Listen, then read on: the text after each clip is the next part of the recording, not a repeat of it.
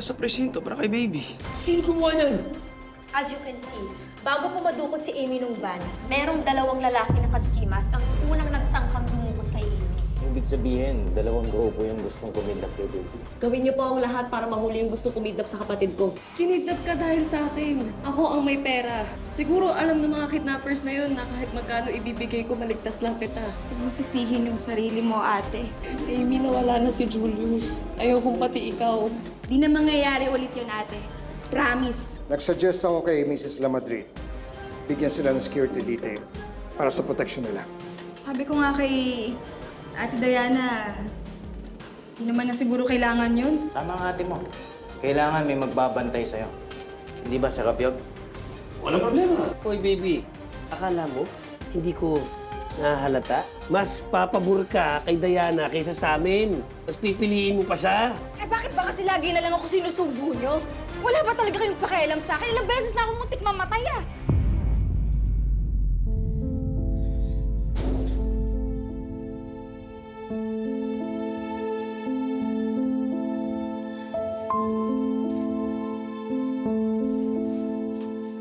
Ano to? Kutita? Hoy! Magsama sa mga tatlo!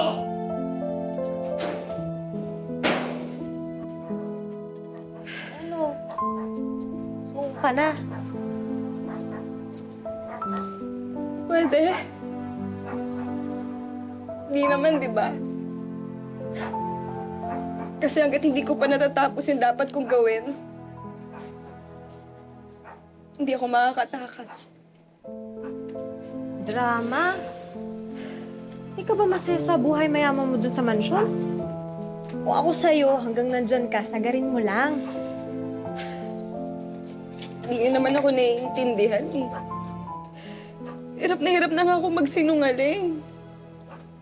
Ang bigat na sa dibdib nung ginagawa ko. Tapos ngayon ganyan pa. Pag pinaplanuhan yung buhay ko na wala naman akong say sa anong gusto kong gawin. Eh, baby, alam mo ba kung bakit ikaw yung sinubo ni Popsi kanina? Eh, kasi ikaw yung pumapayag eh.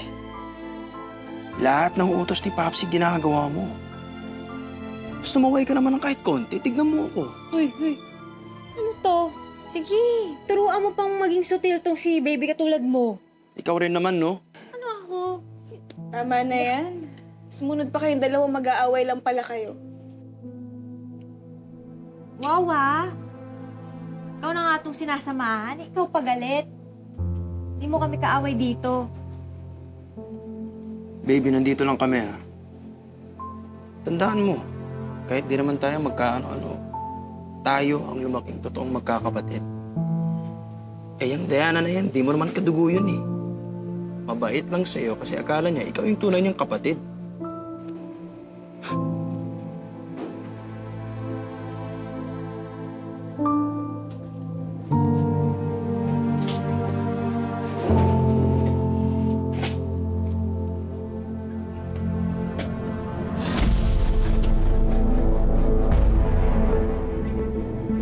Ano?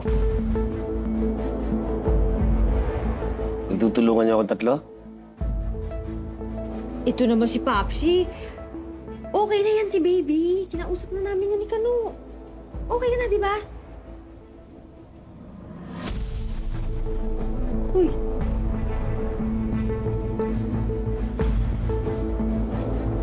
Sige na, matayos ka ng buka. Hatid na kita. Ano para sa bago? Balibat.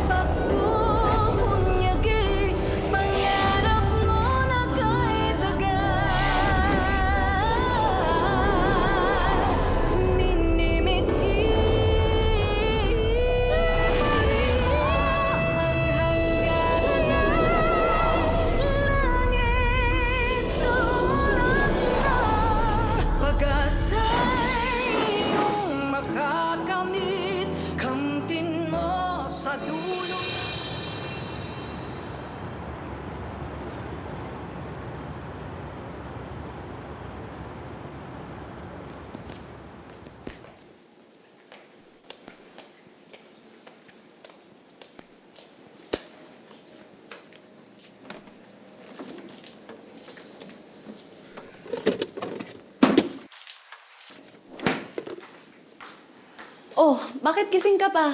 Gabi na. Ganito lang ako kapag stress. Kailangan ko lang mabusog. Ah, ganun? Sige, maupo ka muna paghahanda kitang pagkain.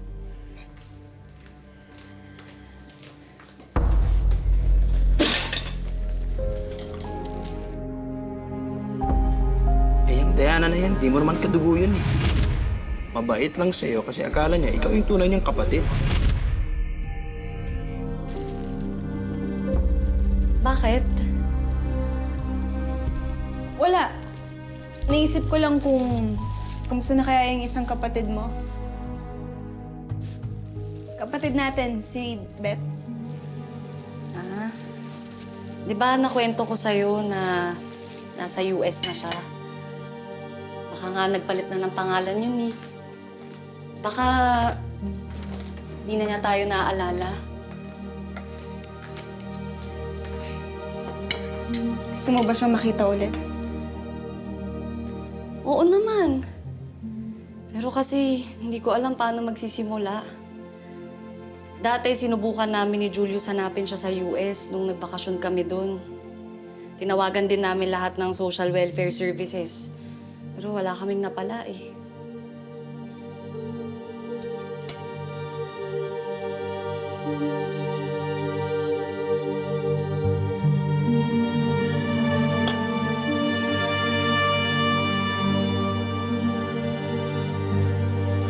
Wala namang imposible, di ba, ate? Oo, tama ka. Tayo nga pinagkita ulit eh. Kahit aksidente lang. Ate, tutulungan kitang hanapin si Beth. Para buo tayo.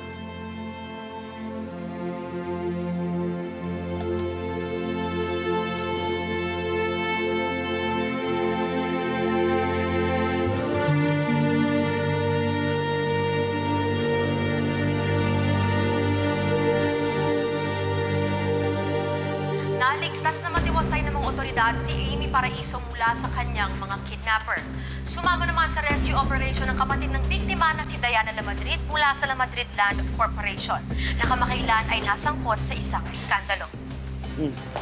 Papsi, si Mamsi, May binili lang.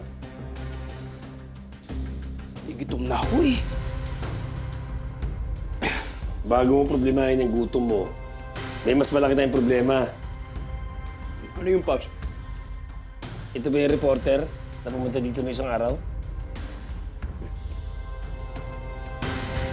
Yun nga yun. Paps, ang kulit niyan. Talagang makulit nga. As you can see, bago pumadukot si Amy nung van, merong dalawang lalaki na kaskimas ang unang nagtangkang dumukot kay Amy. Pero pating dalawang lalaki niyo, dinukot ng van.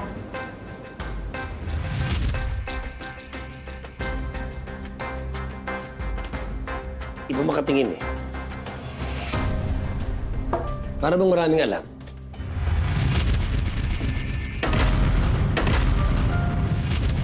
Tsaka, parang kakuntsaba pa yung bunsong anak ni Julius. Yung Ilon. Sir, kaibigan ko po siya. Kami po ang witness sa pagdukot kay Amy sa harap ng building namin. Si Elon? Oo, Paps, magkasama nga sila nung pumunta siya dito eh. Ano gagawin natin, Papsi? Kailangan kong malaman kung ano ang alam ng Angelang yan tungkol sa akin.